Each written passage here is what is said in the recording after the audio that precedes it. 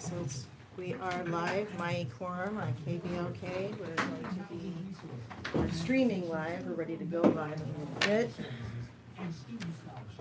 This week's episode is policing for profit, so this is going to be interesting. He's fine. He'll be live. For registration and fees, please call area code 619-255-4134. That's 255-4134. I'm awake and ready to go. I'm awake. Good week. Hey everyone, this is Sigmund Valentine, stand-up comedian, actor, and entrepreneur. In 2015, my belly was so Too big, much I looked caffeine, like I was I guess. 13 months pregnant. All right, live streaming. My glasses. Yes. I lost 33 pounds on the 9th, 60 pounds. Hey, we're streaming. This is my Quorum. It's to address police brutality, hosted by Apollo Alongo, the brother of Alfred Alongo, rest his soul, talking on the truths regarding police brutality misconduct. We're going to be talking about policing for profit. Please tune in and share this stream, y'all. This is to support the self-determination of victims and their families for transparency and justice. Ooh, snap. Now there's probably not enough to like film the whole thing. Yeah, I'm just gonna just good parts. Yeah. That's all of it. Well, I have the streams on my YouTube and Facebook, so if there's Okay, yeah, we any- can use that. yeah, I think that would. Plus on there, it's also on KBLK, so in case you want like other. What's going on here? Pain Pest Management. Remix. It's supposed to go. I love it when you call me Big Papa. Now that really drops. Oh, you take it further back. Do not with breast necessarily cancer. reflect those of KBOKradio.com, its subsidiaries, Global Information Media Network, or That's more like it. Let's get this started.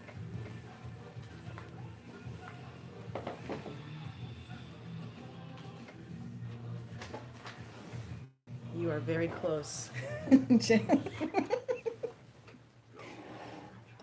Welcome to the Maya Quorum, ladies and gentlemen. My name is Apollo Alongo. This is week 7, Policing for Profits. Today I'm joined with Ms. Tasha Williamson, Wildcat, and Art Fusco. Thank you very much for joining us today. I'm very excited to get down to the nitty-gritty of the show today. We've been doing this show for the past 7 weeks and informing citizens and listeners about rights that they may have, situations that are taking places in our community, events that are happening, and I'm very excited for one to be a part of this show and host it on a weekly basis. Right now I'm going to allow Ms. Williamson to introduce herself and let her know what she has on the table today to bring. Awesome. Yes, my name is Tasha Williamson, and thank you all for allowing me to be a guest speaker here. I am a civil rights activist, special needs advocate. I'm a mother of 4, and I love my communities, and I love my people that live and work and surround our communities with love and respect and dignity. Today I will be informing people on the budgets of all of the police departments, from the largest police department here in San Diego County to the smallest police department here in San Diego County. There may be some that are missed, but they're very small police departments. You're definitely gonna get the main ones. Yes. Yes, that's gonna be very, very, very informative going forward. Art Fusco? Hey, how you doing? My name's Art Fusco. I used to be a MA long ago, and now I'm a big history buff. So today we'll be talking about policing for profits. It's going to be I'll be talking about the history of civil asset forfeiture. And then I'll also be talking about, later on, I'll be talking about what these departments have been spending their all this money on, which some of it's been kind of crazy. Really? Is that an Yes. example of one, or do you want to keep that saved under your sleeve? Margarita machines. Whoa. That's one. I guess we'll leave it with that. That's the level of extremes. I look forward to hearing the rest of that, Art. Wildcat? Hi, my name is Kat. I am a cop watcher with United Against Police Terror. It's very simple: protest, solidarity, love, and resistance, preventing what police do, responding versus merely reacting. It is our peaceful protest, and we practice our First Amendment right doing that to protect one another, because we want to fight like hell for the living as well as remembering the dead. I would like to share a quote by Dr. Robert Higgs, which is a PhD. And when we're talking about policing for profit, how about we talk about the ethics around the laws which law enforcement enforce? Basically reinforcing laws and maintaining order. And that's my perception. The myth of the good cops dispelled. A cop's job is to enforce the laws, all of them. Most laws are manifestly unjust, unconstitutional, or even wicked, or by cruel. Therefore, cops have agreed by default to act as enforcers for laws manifestly wicked, cruel, unjust, or unconstitutional.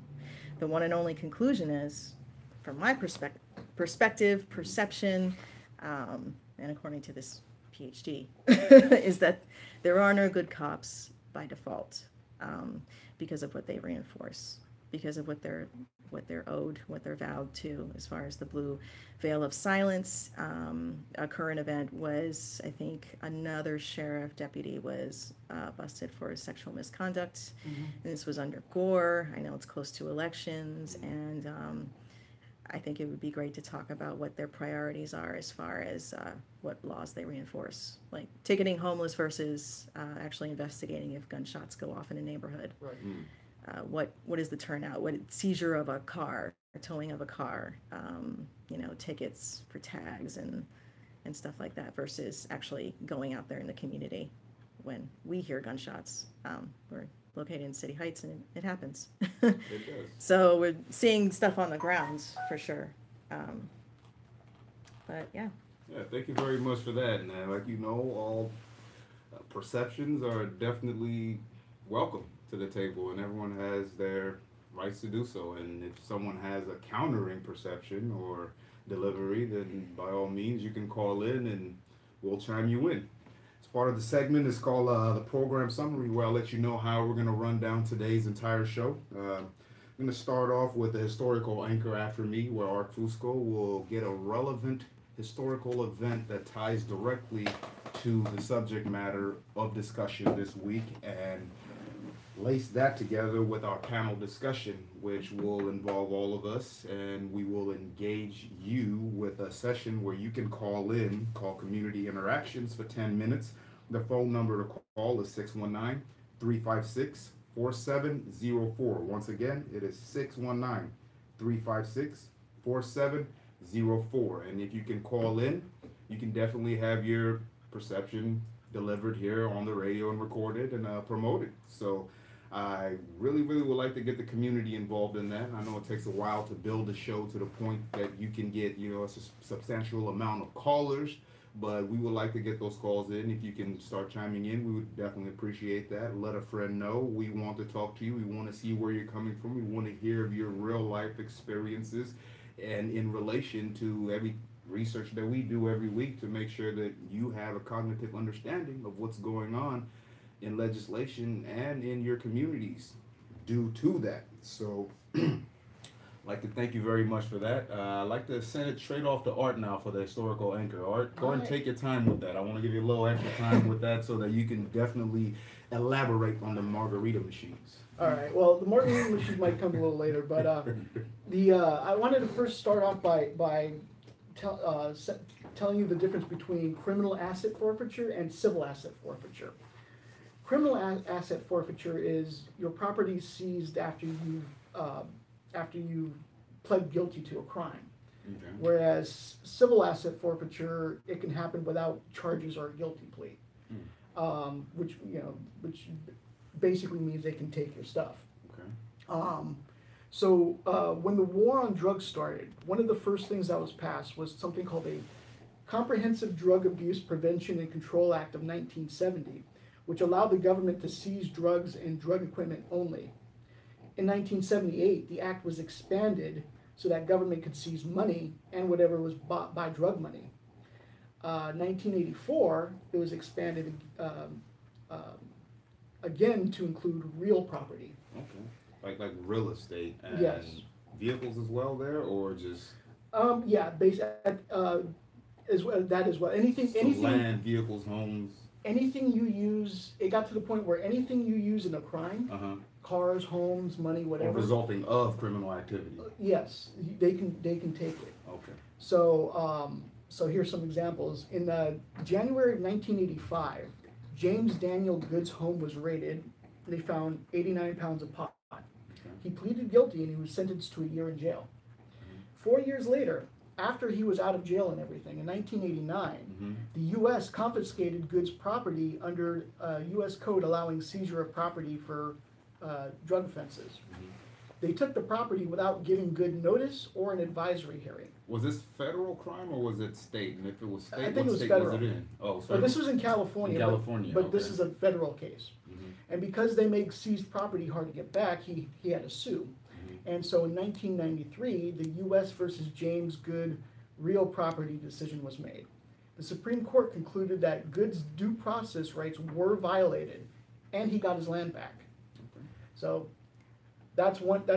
And then another one, a man was caught doing stuff with a prostitute in his car. And so police took the car once they caught him, of course.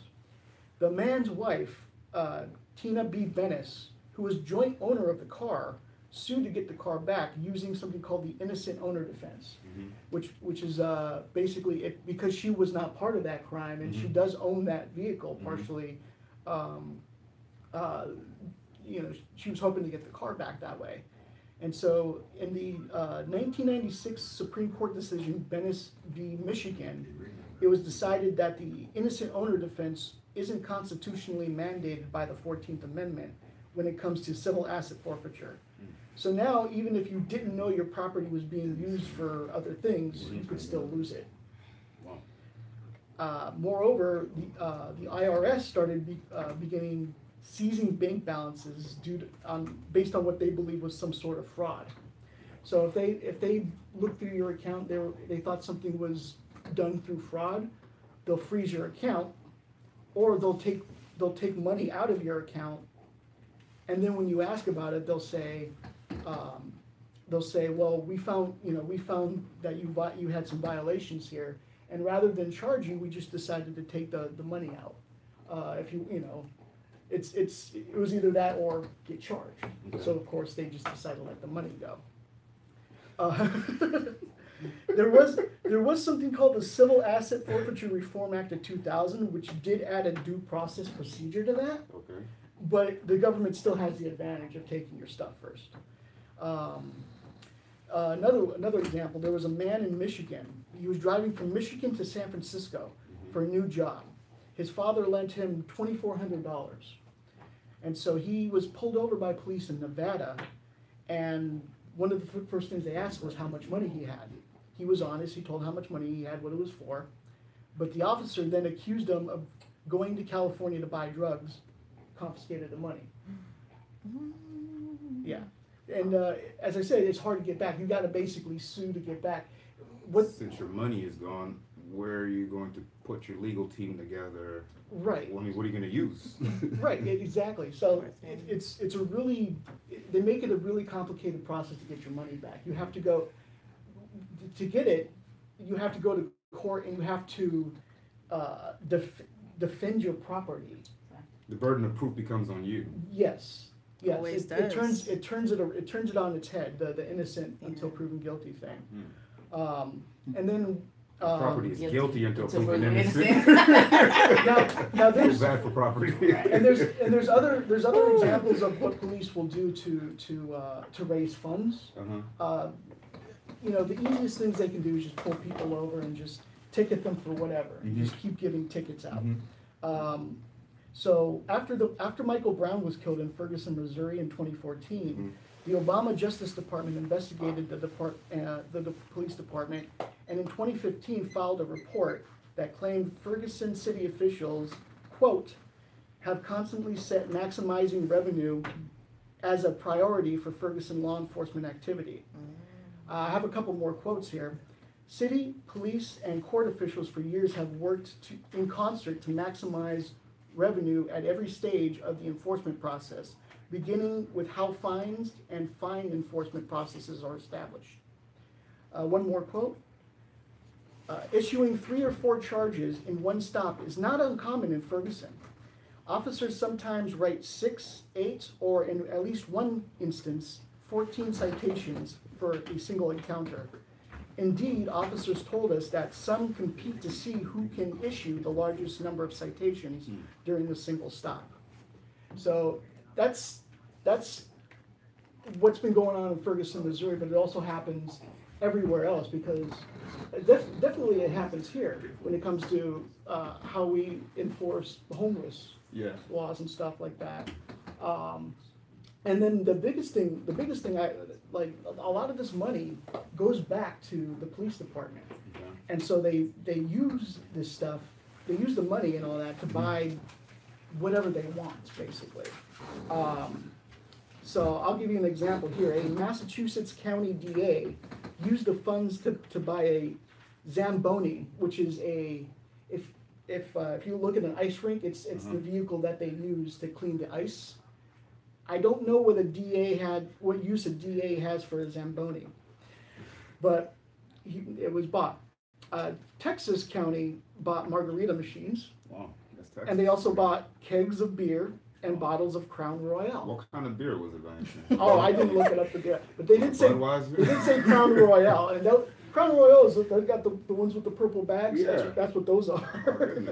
Those are good, by the way. Dr. J promotes that. And authorities in Georgia bought a $90,000 Dodge Viper. Oh, wow. Georgia County office bought football tickets. Other things that were bought were like food, gifts, and also TV commercials for re-election campaigns. Let's see. There's one more instance that I wanted to talk about.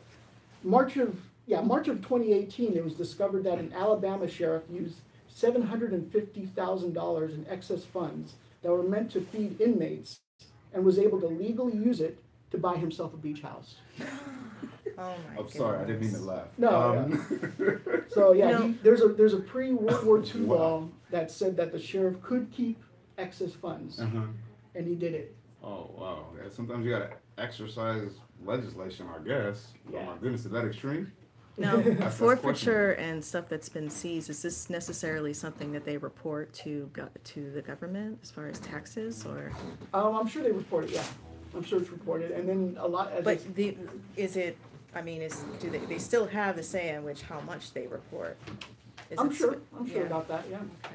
I'm sure of that. And of course, like if they take away cars or something like that, they can always auction them off, which they do. And there's other ways that they can make money off of things. They use. I know here in San Diego, the seizure of marijuana that's being, dealt with illegally or not following code, the sheriff's county actually confiscate that and sell it for the sheriff's pension, which I'm not sure what was making it an issue, but they have actually turned the seizure of marijuana into something that can supplement their retirement. Now, whether that's good or bad, I mean, I am not the one to judge on that, nor do I want to weigh in an opinion on it, because I don't know too much more information about exactly what's going on. But that's right. Just what's but happening. if a lot of people are color, so they have a license to sell. Yes, they do. We'll cover that more after the commercial. So yeah. I want to leave them on a note. Tasha and I gotta drop some tea on that. What? We'll start with that. I have So San Joaquin called. He's gonna try and call back at 10:40. He's an auditor who films the case. Okay. He had comments though. Okay. He had comments. He said that he's City Cat Watchers live feed. He's on now. Yeah. And then he said it's San Joaquin Valley Transparency is the name. Yes. Okay. So yes, some auditors are chiming in. Yeah, so. They're a little. Sometimes they're a little like, but I don't know. They're like, yeah, they're listening. Is that on too? Yes. That is Well, then I'll keep my comment to myself. We're live. Well, then I'll keep my comment to Yeah, myself. that was crazy. I didn't know that the sheriff's department was doing that. Yeah, they actually got all of their legal rights to be able to do the same thing that everyone else has, except they're doing it as an entity, sheriff's Oh, I'm not in department. there? You are. Like I the am? association or not They- the, They not are the law they are a enforcement? collective. I can't really. Okay, but Their hold sheriff's on. department. I believe you. They're selling it to people. Like anyone can go there and buy it from them. And that can make a remarkable difference in Yeah, where are they So, located? My goodness, where are they located? That That's a would be good crazy. question. I'm You gonna don't look lock more people into up it. for That's marijuana what- and now you turn around and sell. I mean, I've never heard of it, so this is my It's first time. legal. And This is my first time I'm hearing it shocked too. because Yeah. do you know there are Stand so by. many people that have been locked up on, Ready? you know, extensive sentences. Yeah. You're back. Even before 47. All right, thank you very much for taking the time to listen to those commercials and come back. Like I said, I am your anchor. My name is Apollo Olango, joined by the Maya Quorum today. When we left, we were discussing the San Diego County Sheriff's selling of marijuana through a legal entity as the Sheriff County, and she was talking to me on break. I mean, Mrs. Not everyone can actually see me. I forgot about that. Miss Williamson, Tasha, was asking me, can they do this legally? And I said, yes, it's perfectly legal what they're doing, but I think the question goes into what kind of motives do you create within a sheriff's department when their retirement can actually be based on seizing marijuana that they have to prove is being used illegally, because technically it's not illegal until it's illegal. So how are they seizing this property? And as he explained earlier, there are two different aspects to policing for profit. One is civil, one is criminal. If they just assume that your marijuana is being used for illegal activity and criminal element, it can be taken, correct? Mm-hmm. So that's kind of where it comes into play, is you can bank on every stop that happens to have marijuana. Do they? I can't say for a fact that they do. Have they done it? I can not confirm nor say that it has happened.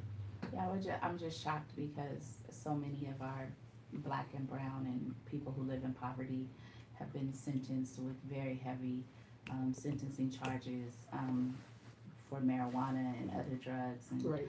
now that marijuana is legal, I just find it, you know, rather disheartening and kind of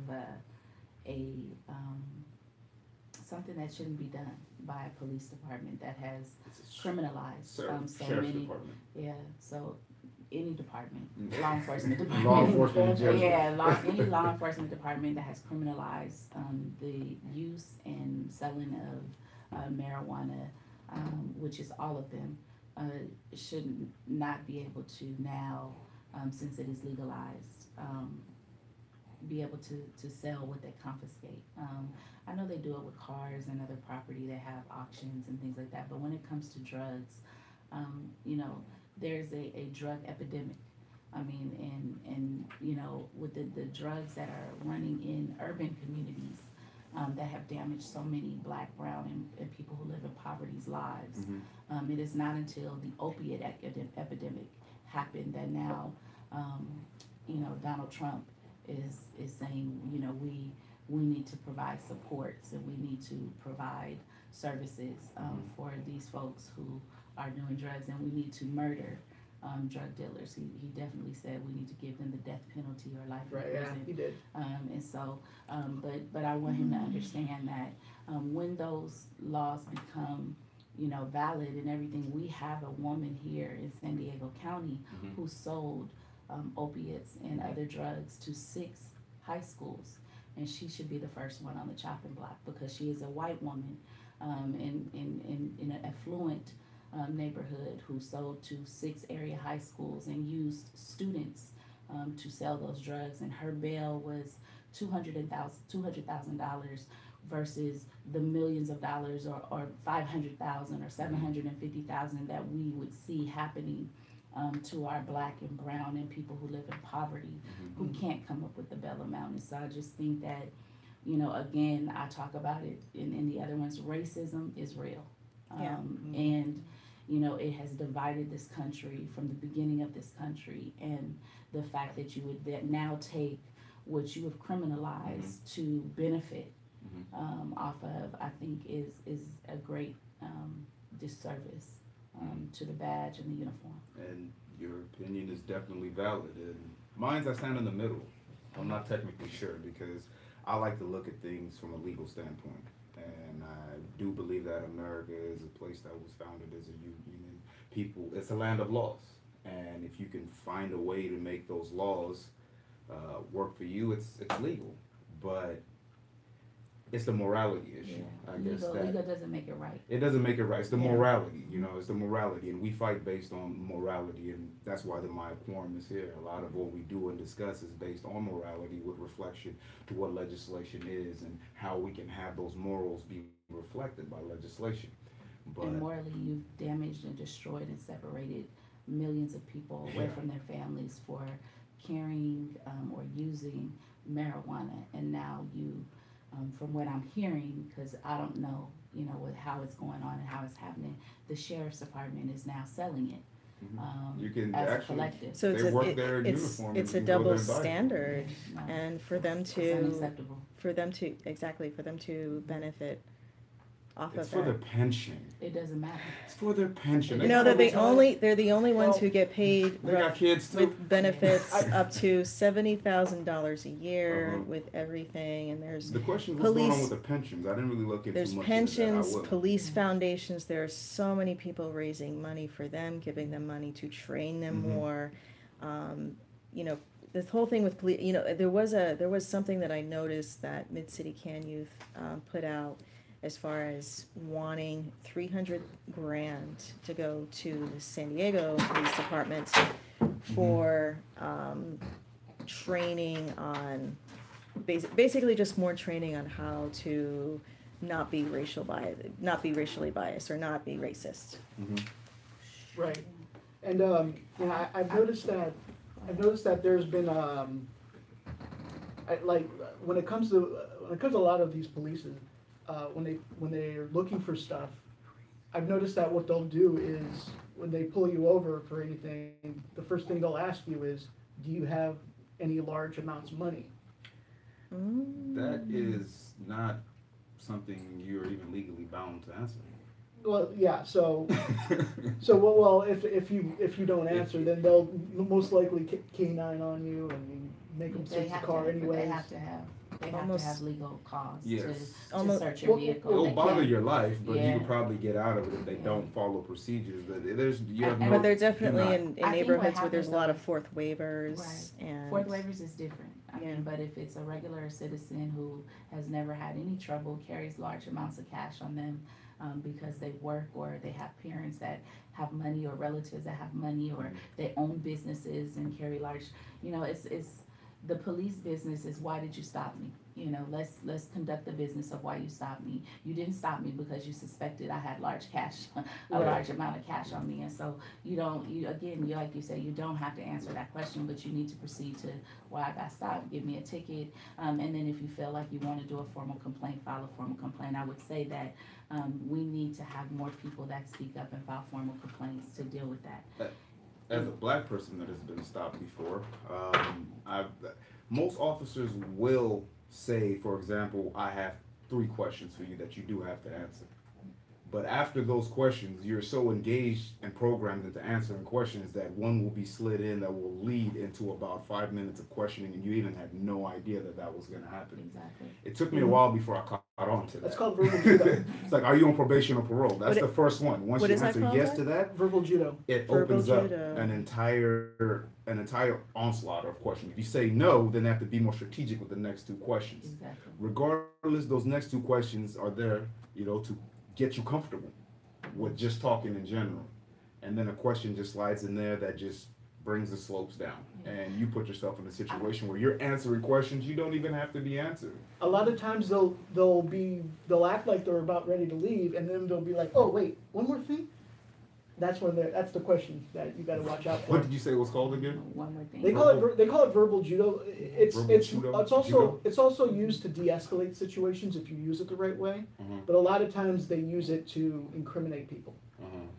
Wow. They're finding stuff. That's kind of I what remember years back, my son, after 2 people were murdered here in Southeast, we were having a town hall meeting at Jacob Center, and my son and his friends were coming from the youth center that used to be across the street, across, next to churches, and these gang unit officers stopped them, and my son had on red shoes, and some of the kids had on red shirts and things like that, and so the officer asked them their names, and then he said, "What school do you go to?" "Lincoln Park." And my son looked, he said, "No, I go to Lincoln High." So if he had answered yes, the probability of him being documented as a Lincoln Park gang member would have been high. And so it's those types of questions. The difference between Lincoln Park and Lincoln High. And so those types of questions that will get people caught up. And so I'm thankful that, my kids were trained strategically on how to answer questions and how to deal with stops, whether they're walking, or stops, whether they're in a vehicle. And so, my kids, fortunately enough, have not had to, necessarily deal with the things that we see on video today because of the language that they're able to use. Definitely. And I hope that a lot of listeners can listen in and learn from Mama Tasha how to get their kids talking right to them. I wanted to touch base. The panel discussion, it's all yours. Go ahead, fire away. I see all these pie charts strapping on us. When we talk about, money and the budgets of departments, $1.9 billion went to public safety in the county of San Diego, and 46.7% of that went to the sheriff's department. So that would be repeat that, please. Repeat that, please. $1.9 billion for 2018-2019 fiscal year was budgeted in the San Diego County, and 46.7% of that went to the sheriff's department. That would make that $889.9 million. Wow. So when we talk about them selling drugs, maybe they shouldn't be selling weed. Wow.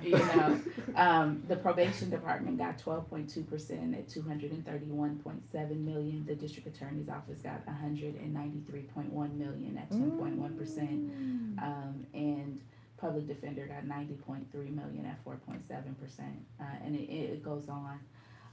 When we look at, so when I say what I say about,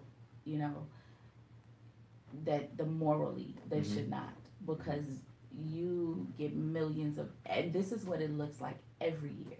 So this is one year. Every year.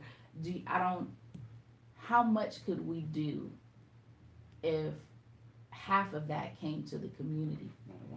To be able to support, we can reduce. I mean, I think that what can be said is that the community, if a community line item budget was given on county, city, state, federal, the community themselves would be able to help reduce crime, help get people educated, help provide services in their communities for folks. So there would be less, I'm not saying we don't need them, because we do, but there would be less of a need for law enforcement if there was a huge investment in community. I have recently been working with a young lady by the name of Rebecca with Now Sisters, who is currently trying to get funds into grassroots organizations in normal City Heights and East San Diego counties. They have over 60 grassroots organizations there that are supposed to be legally receiving funds. I sat down at the county supervisor's office, and we explained this to them, and they had no idea that the funds were not reaching the grassroots organizations, and when they did, it was $5,000 a year for 3 companies to share, with rules that don't even lead to any kind of change based on their mission and vision statements. So there is definitely there's a kink in there somewhere. But then you have organizations that are large organizations. They're the ones that $2 million receive the money a year. But somehow along the line in there, it breaks down into 5,000 being broken off to 3 grassroots organizations that could be doing the work that prevents law enforcement from spending that type of a budget. And I think that what I'm saying is that if they really want our communities to thrive and live well, then they need to invest in the people that are boots on the ground, and they need to stop investing in people who are the large organizations There are a lot of who are dieties that not receive doing Catholic anything. charities and other larger, or like there's about 5 big ones here in the county of San Diego that millions are poured into, and Yeah. it doesn't trickle down the way that it should. But that is definitely a discussion for. Yeah, I guess I just Another wanted to. day. I guess I just wanted to echo what y'all were saying. As a resident of City Heights, I believe it was Voice of San Diego who quoted that City Heights being like the richest, poorest community in San Diego because of the amount of direct service or so-called direct service organizations and nonprofit organizations, refugee assistance programs. But there's still issues regarding, livable housing conditions. Right. And having a living wage, or for for city council members to step up and say that everybody deserves a healthy home, a home that they can afford, being paid at least a living wage, $15 an hour and up, and it just goes to show the priorities. Like there seems to be more money into the criminalization versus actually preventing these survival crimes from That's how a lot of these happening, politicians, that's how a lot of them get elected in the first place, is they find something to demonize, and then they go at it. In Donald Trump's case, a lot of that was he wanted to be tough on crime, and he wanted to be like this big anti-crime person. That was Nixon's thing too, and so what happens is that, once that dog had been let out, there's a lot of law enforcement entities that now think that they're more empowered to continue to act the way they act. Yeah, and that definitely is not something that I'm down with. Well, they are empowered because there's no severe consequences. When people commit murder, there's a severe consequence. When people use or sell drugs, there's a severe consequence. When people harm other people, there's a severe consequence. As long as you don't have on a badge and a uniform. And so there needs to be a severe consequence that we all see to law enforcement officers who commit the wrong offense and do it deliberately or do it without thought. You understand? So, and not following protocol, procedures, or the law. And so if they then become officers who are no longer protecting the law but breaking the law, there should be a severe consequence for them. Agreed. For San Diego Police Department, their budget is $472 million plus dollars. For the city of Chula Vista, it's $53.3 million. For El Cajon, it's roughly about $30 million. And for the city of La Mesa, it's a little over $8.6 million. They're balling. Not on the budget. I'm sorry, $18.6 million for the city of La Mesa. So when we look at police officers and the way in which they conduct business, the amount of money that they have to conduct business, and the things that is allocated towards, I don't think that they're audited in a way that others are audited.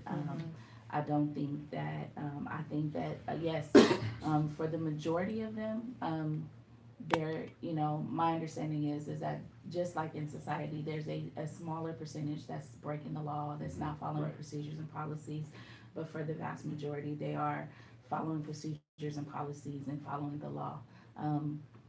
And so I do not think that we don't have a need for law enforcement. I think that there is a need. I just don't think that there's, this amount of money need. I think that if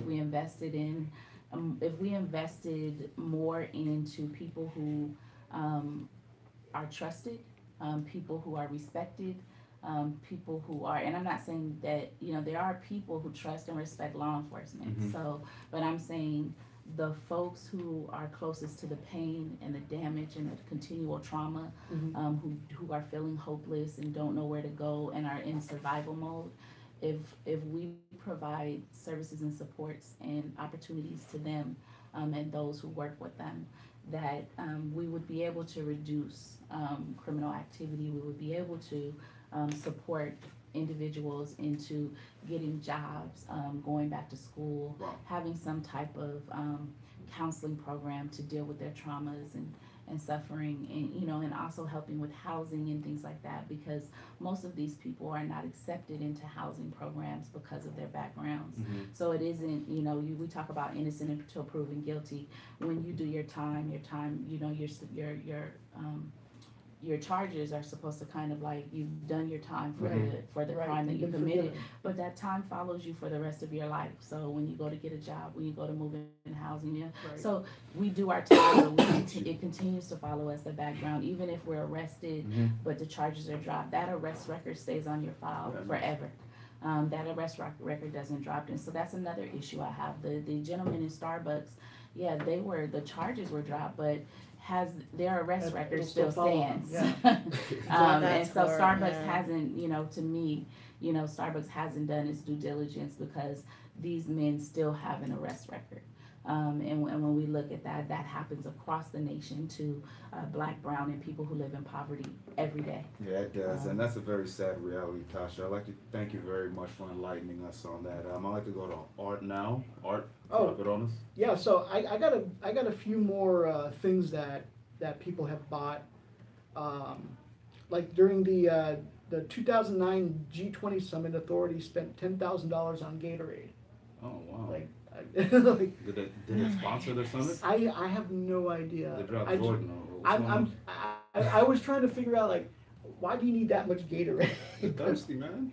But well, it depends on how many people attended the summit, but right. This was for authorities. The weird thing about Gatorade, it doesn't really work for thirst. Doesn't it work? Doesn't water work? Water's just fine. It's been debunked many times. I wonder how much water they drink.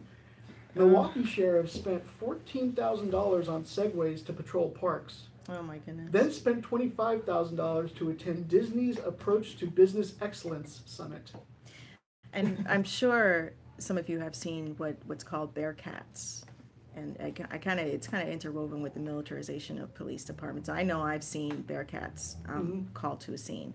One in particular where there was somebody was holding someone at knife point, and everything from snipers on the second floor of buildings, and then a Bearcat was called in, and this was something on Orange Avenue at a gas station. And it was like, wow, new toys. And I think they did that for the Unified School District too at one point. When you get new toys, you want to use them. Or can you elaborate on the two kinds of forfeitures that are there?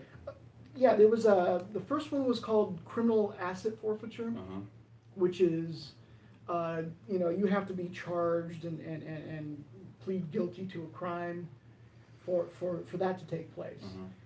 Civil asset forfeiture, they can just have the suspicion that you made a crime, that a crime is about to occur, or has occurred.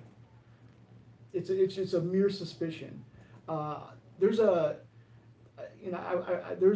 story that I wish I had more info on, but there was a story. One of these states, one of these law enforcement entities would let vehicles that they knew were peddling drugs, let them come into their state, and wouldn't pull them over until they left, because by then they have already done all the drug deals, and what's left is just the money. So they're not keeping the drugs out of the street. They're just waiting for the money to come back so they can take it. They're basically trying to cripple the operation by taking that. That's the tactical approach. Right, but at the same time, they're still letting the drugs into the community. Because they're not looking for the drugs, they're looking for the money. Yeah, so, yeah. You also have to be careful when you travel in the airport as well, because, just recently there was a media or article about a woman who was traveling with $8,000, and the DEA was going into the airports and confiscating people's money. So the federal government was confiscating people's money. She went to take them to court, and she was only giving back like $3,200 or $3,600 of the $8,000. Oh, wow. And so, yeah, so that, that was one of the things. And so the article was basically saying people need to be careful if they're carrying large amounts of cash and other things through the airports, because there is reasonable suspicion that the law enforcement will seize your property and take it and keep it, and you will have to, again, like what you said, sue them for it, and you may not get everything back. Right. So. Exactly. Another thing that they bought, Florida police spent $23,000 flying to places like Vegas and Los Angeles for conferences, while renting Cadillacs to drive around in. Oh. Other things that people bought, tanning salons, Hawaii vacations, bribery payments, pot, and prostitutes. Oh, wow. On that note, let's go to Wildcat. And let's also say that for those listeners that are listening, begin to start calling in, Yeah, please do so that they can go ahead and Please, get their if you conversation. want- Oh, yes, definitely. And I think we had an auditor that was interested in calling in. I don't know if they had a chance to call in yet. But kind of touching on, sex workers, money that they get to support themselves, sex workers, prostituted women. I'm sure if they're caught, because how far they're being criminalized, and the only websites that they're able to safely promote themselves are being shut down. So street prostitution has actually reported to have gone up in San Francisco about 4 times the number. But guarantee that seizure of any kind of labor that they would have. And it's the same thing. I mean, if houseless have anything beneficial, sometimes when they get taken into custody, we sometimes see cops put it in the backseat of their trunk saying that you'll get this back, or there's sometimes we see them dumping everything in garbage. But I'm sure if there's anything valuable, I mean, who knows? Who's keeping an eye on them? I had a question. So. What do they do with the tents for homeless people that they might be You able know, to? there's- They're not interested in exercising this particular Yeah, part. well, of there's things been- like that, They are put them in there? a dumpster, There's been homeless No sweeps. resale value. dump truck.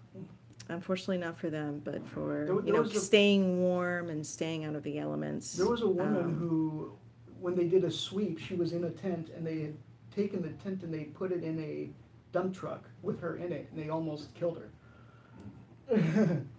And they do sweeps like this in downtown, 10 o'clock every every Monday. Monday, yeah. And it's just like clockwork. And then seizure. A lot of them on the streets. They may have pets. They may have dogs, and they do take care of their dogs. But the seizure of dogs and putting them in shelters, and a lot of the times that's could possibly be their only family. Yeah, that's very rough. true. That's rough. So It's- let me. I think also that, it was crazy because the tents were given out Right. by the city, and then they That was destroyed taken them. by That was the Yeah. trickiest thing about it. I never understood that. That's one of the reasons why I really wanted to talk to Neoslite, Chief Mhm. Neoslite, about why he continues to enforce these laws against the homelessness in a way that just criminalizes them, after explaining that he doesn't want to criminalize people. I think that might take time to undo some of those laws. Might be what his answer is, and there's a process to it. I'm just He has every Not discretion. speaking for him, but- He's a police chief. He has every discretion. I would like to of- see that police chief at those sweeps every Monday at 10 a.m. And I'd love to question him firsthand on what hopefully I can make it down for 10 a.m. But for him to witness people getting their items thrown away, Right. and whether or not is this just perpetuating a cycle. It's sad. It really is. It is. civil It's- forfeiture. So let me touch in on the Supreme Court's view on this. It says the Supreme Court has generally upheld the principle of forfeiture. According to the Justice Department, there are 3 main justifications for civil forfeitures. 1, punishment and deterrence. To punish and deter criminal activity by depriving criminals of property used or acquired through illegal activities. And 2, enhance police cooperation. To enhance cooperation amongst sorry, I don't have my glasses. That's I'm okay. not good at this. To enhance cooperation among foreign, federal, state, and local enforcement agencies through the equitable sharing of assets recovered through this program. Then revenue for law enforcement as a byproduct to produce revenues to enhance forfeitures and strengthen law enforcement. As she said, those are the three justifications given to from the top court in the law, in the land. Yeah. So, I mean, how you guys feel about that? Well, I mean, I think that it's not there's not equity and equality amongst all three of those. And so, me being me, I'm going to continue to go back to racism, and that the most damage that's being done to get some of those three things, or almost all of those three things happening, is done to people with diverse cultures, and so it's difficult for me. I would like to give one example to where I think that it might have been used in a good sense. When Bernie Madoff, everyone knows he's the swindler of all time. His assets were forfeited civilly and redistributed to those who lost them. And I think on the grandest scale, that's what they claim. You might have heard different. I see you already taking a breath to say that. His wife. So his assets that were not provided to his wife were then divvied out. But his wife kept what was hers. And so for me, he was able, that is a way for rich people to funnel money and keep some of their money so that their families do not have to diminish. Because you can give your spouse a one-time gift, or it can be. I think it's an accounting anything thing. that was in her name, anything that was hers, but it was only in her name. It was his. He earned it, stole it, whatever. He did not. You know what I'm saying? There may have been something that he did earn. What I mean? I'm just saying. I don't know how long their wealth went. Right? So I don't know how long their wealth span was. So maybe there were some things he earned, but his wife did not have to forfeit any of that money. It was a lot of money that went to her and the kids and things like that. And so he was able to divvy up some of his money, but he didn't lose all of his money like the victims who he swindled lost all of their money. And so when we look at things like this, we have to understand that wealthy people, just like Donald Trump, there are loopholes they go after loopholes. They understand loopholes. They understand how to move their money so that it can't be touched, but the and things like that. I mean, the same thing with O.J. Simpson. O.J. Simpson did not have to give up everything because some things went to his kids, and the things that went to his kids, were untouchable. The things that went into his trust were untouchable. It was his money. So I think, and his kids, except for two, were grown, and their mom had money. And so when we look at wealthy and rich people and how they navigate, Nicole had money, so the kids were getting money.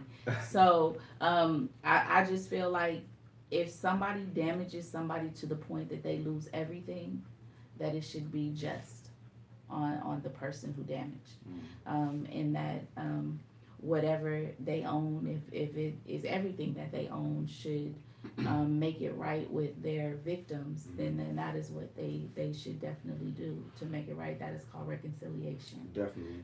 Anyone else want to weigh in on that before we drop into the civil deliverance? I'm good. I think I've said enough. The margarita machines. I'm still on. As Tasha was saying, I mean, it's part of a ingrained racist system, so it's always going to be easier to benefit people that are at an advantage. Classism, definitely. It's definitely classism. It's definitely a class struggle, and racism is definitely something that's fueling it. It is. So that brings us to the civil deliverance. I like to start off. The civil deliverance today, week 7. there's $5+ billion in profit for the federal government when it comes to forfeitures, and they say that radical reform of this is something that is necessary. I believe that though it is necessary, the question is it really possible? And I would like a little feedback from that. So I mean, I think just it a is. quick, brief feedback. I think Radical it is reform. possible. I wear this shirt called Woke Vote. I think it's possible if we get the right people in leadership who want to reform or abolish the criminal activities Mhm. or immoral activities that have continually to be a part of American history. Mhm. So I think that, you know, everybody definitely needs to vote and vote woke and understand and know who the people are that we need to get in place to make those changes. Me personally, I believe that there needs to be a change in the district attorney's office. Mhm. There needs to be a change in the sheriff's office.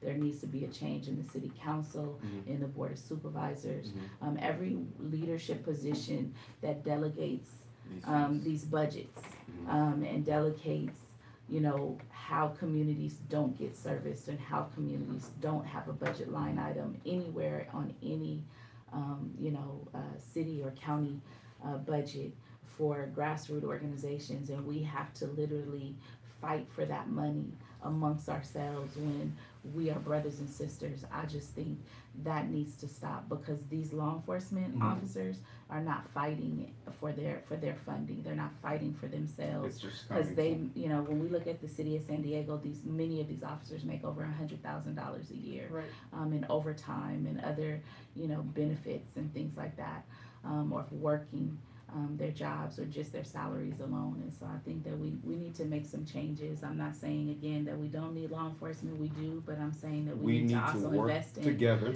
other to make sure that we organizations. have something that can definitely bring forth that change. If you guys, would you like to chime in briefly? I would like to chime in briefly, and I think I remember somebody making an argument when they were looking to pass Prop 47 Uh-huh. and Prop 57.